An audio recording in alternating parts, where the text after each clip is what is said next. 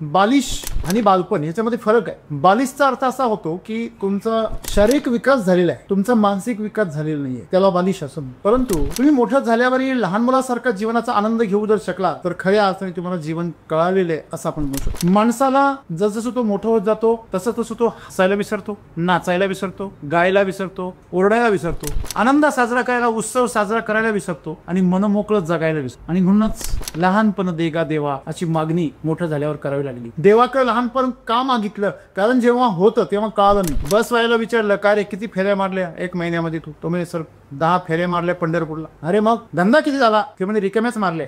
तसं आमचं आयुष्य हे भारलेलं पाहिजे। त्याच्यावर जर भार नसेल, आनंदाचा भार जर नसेल तर ते नकारात्मक आहे। रिकामा असणं हे नकारात्मक आहे लक्षात ठेवा। आमच्यात उत्साह का नाही आहे? कारण आम्ही आनंदाने भारलेले नाही। मग आनंदाने जर भारलेला असायला हवं तर तुम्हाला आधी प्रेमाने भरलेला असा। मग किती सोपं आहे। एखाद्या चित्रकाराने सुंदर असं चित्र काढलेलं आहे आणि आपण त्याच्यामध्ये काहीतरी नवीन खाडाखोड करावी अशाच प्रकारचं आपण मुलांबरोबर जगतो। मूल हे या प्रकृतीने रचलेली एक सुंदरशी मूर्ती आहे।